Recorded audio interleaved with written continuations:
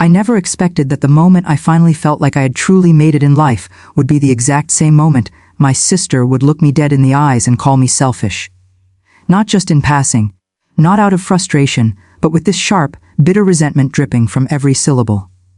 And the craziest part, she didn't call me selfish for hurting her, or betraying her, or refusing to help her in some life or death situation. No, she called me selfish because I bought myself a $5.7 million condo, a place I worked years for, a place I sacrificed friendships, sleep, and even my own mental health to afford. And the moment she found out about it, she didn't congratulate me, she didn't celebrate for me, she didn't even pretend to be happy.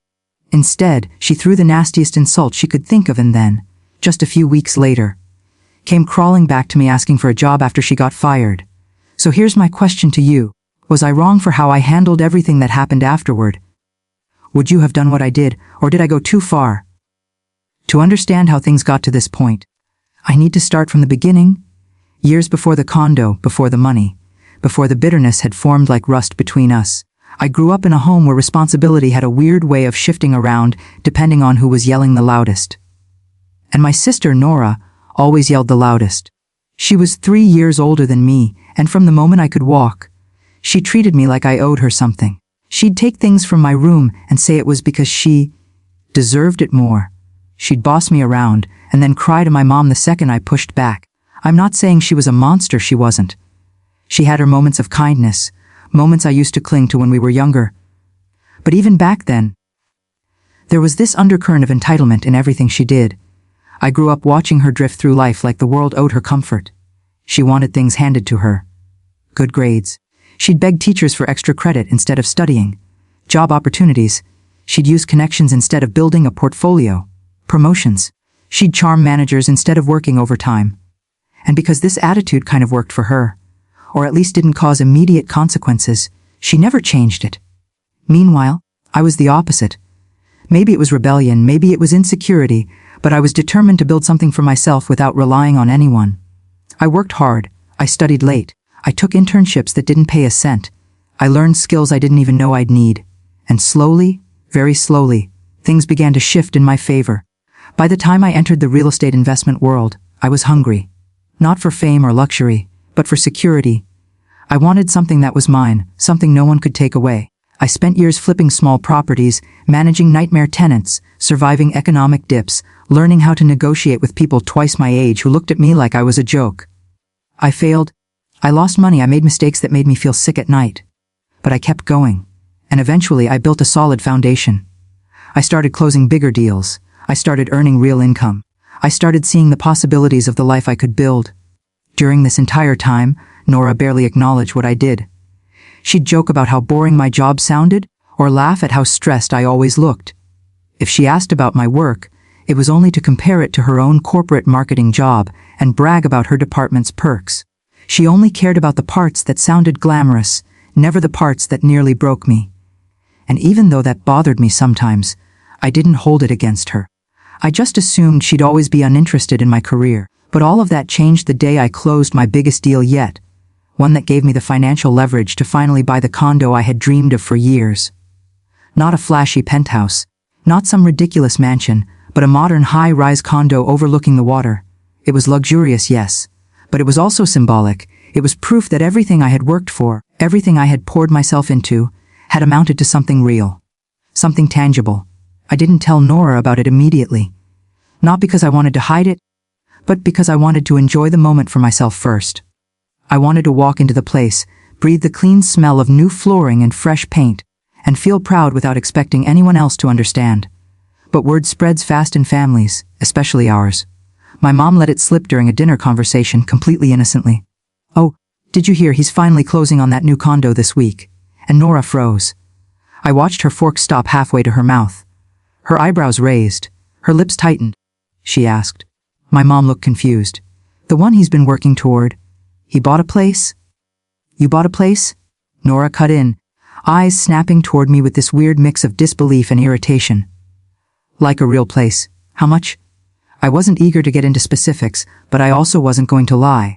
So I told her. Around 5.7? The silence that followed was heavy, but not impressed heavy. Not happy heavy. More like the oxygen had been sucked out of the room. Nora blinked slowly, She leaned back in her chair and stared at me like I had personally stolen something from her. "So you're just dropping millions on a condo," she said finally. I shrugged. "I worked for it. I wanted something nice." She let out this sharp laugh. "God, you're so selfish." The table went silent. My mom's fork clattered. My dad looked between us like he wanted to disappear. I asked, "Selfish how?" She folded her arms. "You're spending that kind of money on yourself while the rest of us are still living normal lives. You could have helped the family. You could have invested in something useful. But no. You want to sit in some fancy high, rise and brag." "I'm not bragging," I said quietly. "And no one asked me for help." "That's not the point," she snapped. "It's selfish to keep that much success to yourself." That was the moment something inside me broke. Not because she insulted me. I could handle insults. But because it became clear she didn't see any of my struggle. None of the weight I carried for years. None of the nights I lay awake wondering if a deal would fall apart. None of the sacrifices I made when everyone else slept peacefully. In her head, I simply got lucky. I simply dropped millions, without caring about anyone but myself. But instead of arguing back, I stayed calm. I finished dinner quietly. I went home.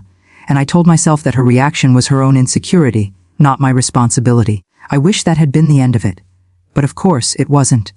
Within a week of that dinner, my sister texted me asking if she could see the place. She framed it as curiosity. But I could tell she wanted to judge it. I agreed anyway. I figured maybe seeing it in person would soften her bitterness or help her understand my pride. She came over, walked through the rooms, said nothing for long stretches, and then casually mentioned how excessive everything looked. Like I had bought a palace instead of a condo. I tried to ignore it. I tried to not let it ruin the moment. But the tension was thick. Fast forward a few weeks, and I got a call from my mom saying Nora had lost her job. I didn't feel happy about it, obviously. No matter how she treated me, she was still my sister. But I also wasn't surprised. She had been having issues at work for months. She was always showing up late, arguing with her manager, acting like everyone should adapt to her mood instead of her being professional. So when she got fired, it wasn't shocking. What was shocking, though, was what happened next. She called me. She didn't start with, or, "How are you?" She went straight into this monologue about how unfair her boss was, how ungrateful her company was, how she didn't deserve any of it. And then she slipped in her real reason for calling. "Since you have all these connections and all this success now, I thought maybe you could hire me. Or, give me some kind of position." She said it like she was asking for a favor as small as borrowing a sweater. Like calling me selfish, belittling my accomplishments, questioning my decisions. None of that mattered because now she needed something from me. That moment was when the real conflict began. And before I tell you exactly how I responded, I need to ask you this: if you were in my place. If the person who called you selfish for your success suddenly showed up asking to benefit from it, what would you do? Would you help them? Would you forgive everything they said? Or would you finally draw the line the way I did?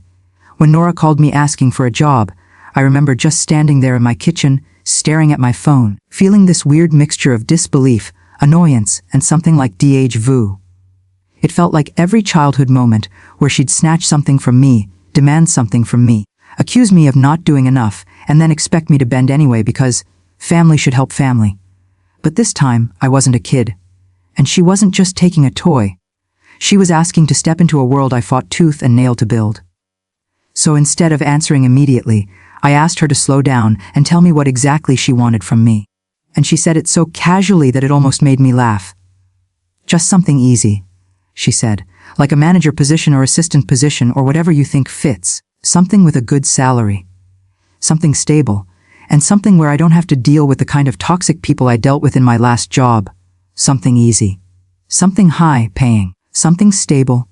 With no stress, no experience needed, no accountability, no reflection on why she got fired in the first place. And she wanted all of that from me? The brother she had just accused of being selfish because I bought myself a condo. I asked her why she wanted to work for me specifically, and she said, "Because you can afford to give me that opportunity. You're doing so well. You have the means.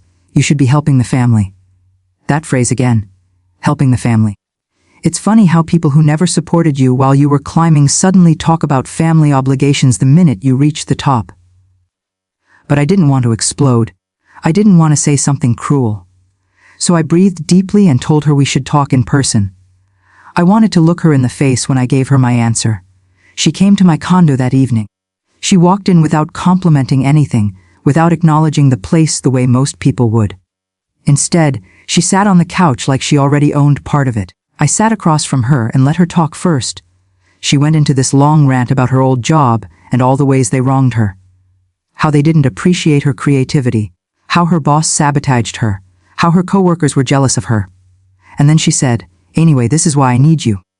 Family should step in when things fall apart."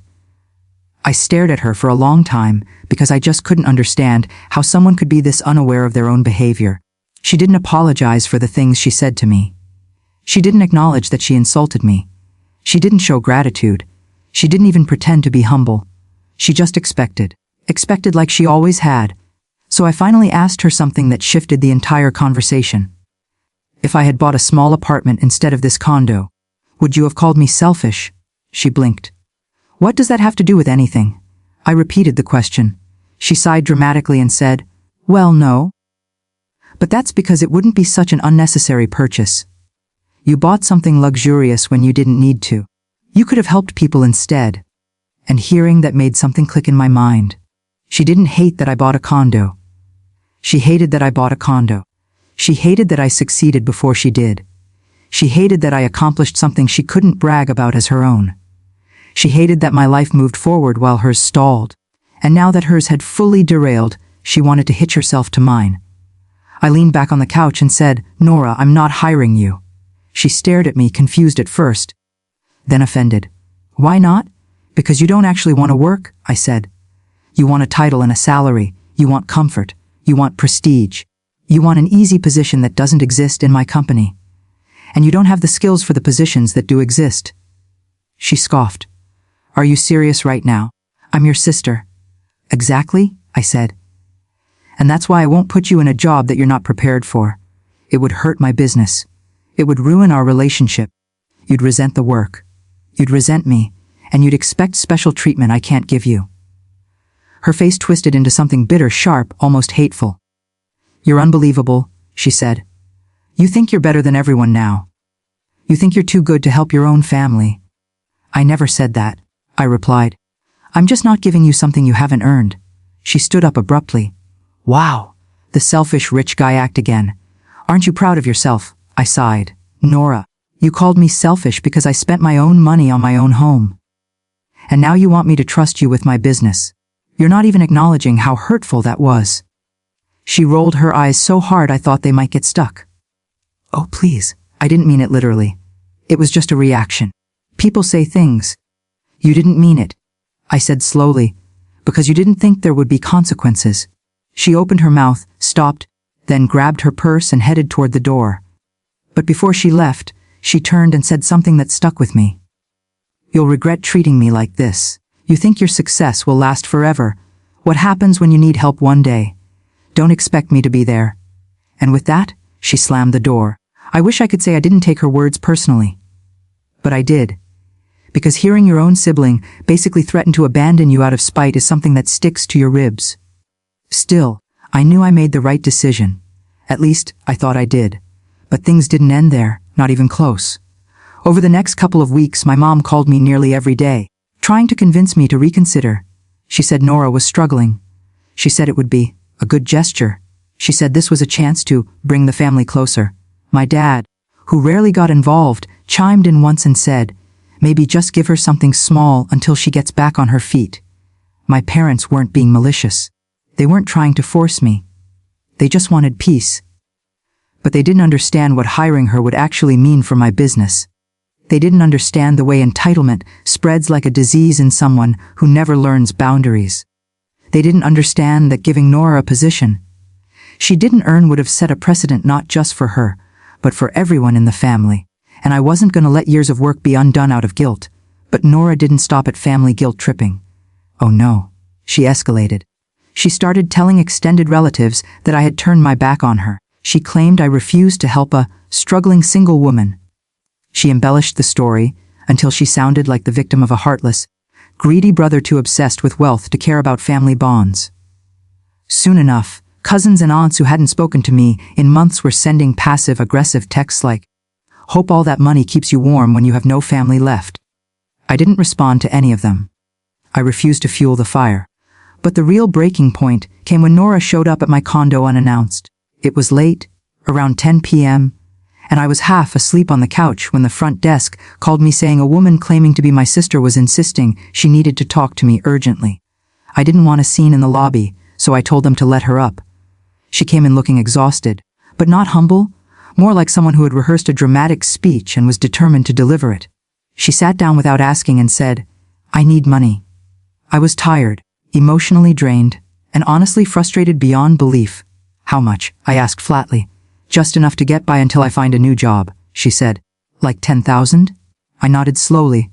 "And what's the plan after that?" "I'll figure it out," she said. "But right now I need something." "Nora," I said carefully, "why should I give you $10,000 when you haven't apologized for anything you said or done?" She frowned. "Are you serious? You're going to make this about pride." "It's not pride," I said. "It's respect." "Well, I'm not apologizing," she snapped. I was upset. "And you are selfish. And honestly, if you weren't so caught up in your ego, you'd understand that family sometimes just needs help." And that was it. That was the moment I was done. I stood up. She asked what I was doing. I told her I was ending the conversation. She said, "So you're just going to abandon me?" "No," I said. "You abandoned us the moment you decided your pride mattered more than the truth." She stormed out again, but this time she didn't just slam the door. She screamed into the hallway loud enough that I heard her through the walls. Something about how ungrateful I was. Something about how I would get what I deserved. And I started to wonder if maybe I was the one losing my mind. Maybe I was too harsh. Maybe I could have handled things differently. Maybe I owed my family more than I thought. So let me ask you, before I tell you what happened next, if you were dealing with someone who insulted you, guilt-tripped you, spread lies about you, demanded things from you, refused to apologize, and then expected money on top of all that, would you give in? Or would you finally stand your ground and risk being painted as the villain? Because that was the exact situation I was in. And before I reveal what happened next, I want you to pause for a second and tell me honestly, what would you have done in my shoes? Because what came next was the final breaking point. 2 days after that late-night confrontation, I got a call from one of my business partners telling me Nora had contacted him directly. She somehow found his number, God knows how, and told him she was in talks with me for a managerial position in the company and wanted him to prove her onboarding. She pretended it was all official. She pretended we had agreed on it. She tried to force her way into my business by going around me. When he told me what she said, I felt the blood drain from my face. This wasn't just annoying anymore, it wasn't just entitled. It wasn't just dramatic sibling conflict. This was dangerous. This was someone trying to manipulate their way into a position of power in a company they had nothing to do with. This was someone trying to speak on my behalf. This was sabotage of the kind that could ruin partnerships, damage trust, and make me look unprofessional in front of people whose respect I worked years to earn. So I did something I never thought I'd have to do to my own sister. I called her and told her she was no longer allowed to contact anyone connected to my business. I told her if she tried to reach out to another partner, investor, or employee, I would take legal steps to protect myself. She screamed. She called me a monster. She called me a traitor. She said I was no longer her brother. She said she hoped I'd lose everything so I would finally understand what real struggle feels like. And that was when I realized something painful. Nora never saw me as family. She saw me as a resource, as a ladder, as a safety net. And the moment I stopped playing that role, she wanted to destroy me. The aftermath hit me harder than I expected. My relationship with my parents became tense. They kept begging me to fix things, even though I wasn't the one breaking them. My business partner lost some trust, even though he said he understood. And I felt this heavy sadness I couldn't shake. Not because I regretted my decisions, but because I had finally accepted something I had avoided for years. My sister and I were not people who brought out the best in each other. We were people who brought out the worst. I didn't reach out to her again. I stopped trying. And a few months later, she moved to another city to live with a friend. She hasn't asked me for money since. She hasn't asked me for a job. She hasn't apologized. She does, however, still tell people I abandoned her after buying a luxury condo. She leaves out the part where she called me selfish. The part where she demanded a job she wasn't qualified for. The part where she contacted my business partner behind my back. She tells the version of the story where she is the victim and I am the heartless brother who forgot where he came from. But here's the truth I've made peace with. Sometimes protecting your peace means accepting that not everyone in your family actually wants what's best for you. Some want what's best for them, and they expect you to play the role they wrote for you, even if it destroys you in the process. I worked for my success. I earned my condo. I earned my business. I earned my peace. And I refuse to feel guilty for refusing to hand over the things I bled for to someone who refused to lift a finger for herself. So if you were on my side through all of this, if you understand why I made the choices I did, then like this video. If you've ever dealt with a family member who thought your success belonged to them, subscribe for more stories like this. And tell me in the comments what you think about the whole situation. Was I wrong? Was I right? What would you have done? I'll see you all in the next story.